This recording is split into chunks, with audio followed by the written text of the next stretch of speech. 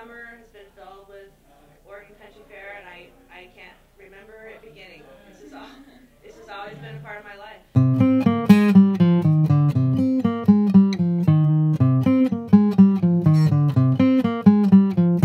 Well, I've definitely grown up there.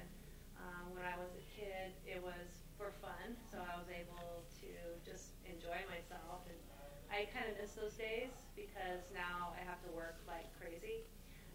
So I open the booth and I close the booth.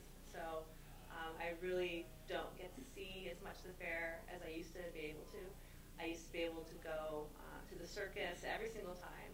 The parade went by, I'd follow it and go to the circus. And I used to be able to go to see all the shows and run around and just have all this fun. And now I still have a lot of fun at fair, but it's more about work for me. So I've really grown up from being a carefree kid to being a business person at fair. So that's very different for me.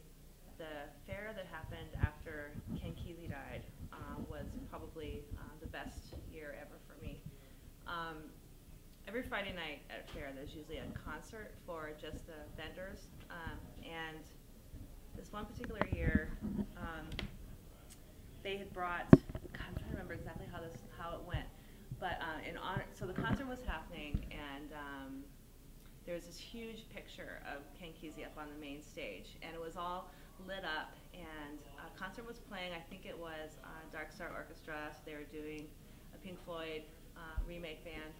And I don't know if you know this, but Ken Chyleck used to have this thing called the Thunder Machine that he would bring around to different events, and he said that it would make it rain.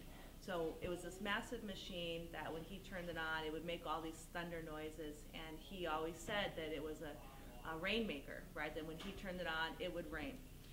So here we are at fair the year after Ken Chyleck died. There's this beautiful portrait of him up on the main stage while Dark Star Orchestra is playing, and all of a sudden the sky cracks open and it starts to thunder. Okay, we thought it was a prank at first. We thought, okay, this is a hoax. Someone set up some way for them to make thunder and lightning sounds. But we looked around just to make sure, and then it started to rain. And we were like, okay, this could still maybe be a hoax. Maybe they could still make it rain. It wasn't a hoax. It started to absolutely pour. And there was a sense that everybody there really felt like Ken Chyleck was there and that he had made it rain on fair. So that was one of the most magical things I'd seen out there for sure. Well, there's so many to choose from, but one of my favorite craft booths is very actually near my booth, which is probably why I know it so well. But it's Chyleck, and they make these awesome kilts for men that have tons of pockets that are supposed to be for tools. So one of my favorite things to see is all these awesome strong men walking around wearing their kilts with like hammers and saws and all these like working devices sticking out of them. So I think those are awesome. I wish that people would wear their Chyleck kilts at times other than fair. There's been some close calls with fire. I don't know if that's really sad, but there's been some kind of scary things that have happened. Just 2 years ago, I think there was a fire involving wax. It started with wax and some duff, the debris that collects underneath trees.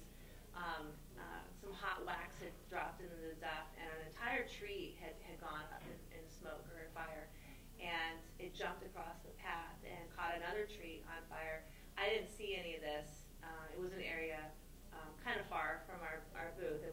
We weren't involved in it. It was a total accident, but it was a very scary time because it made a lot of people realize, well, what if there was a major fire? There's not a lot of resources available to like immediately take care of a massive disaster.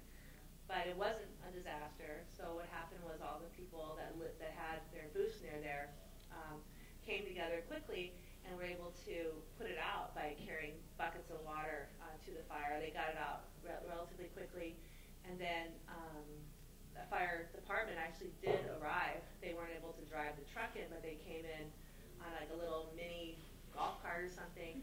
And by the time they got there, the people that were already already in that area totally put out the fires. They've taken care of it themselves.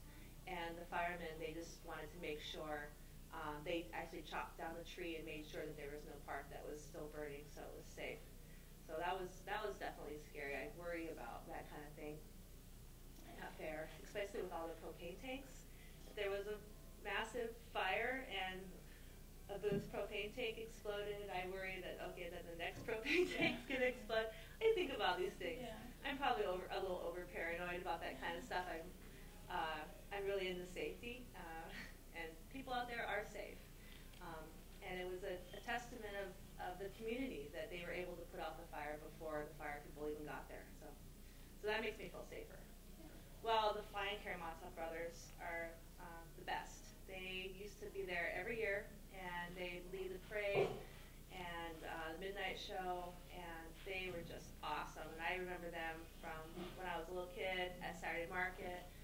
They just amazing juggling acts and great comedy, and they went on to quite a bit of fame after the fair. They've been in some movies like The Jewel of the Nile and stuff, but they don't come back to the fair as often.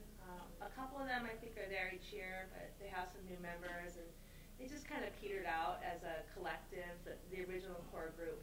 But those are my favorite memories of performances were them.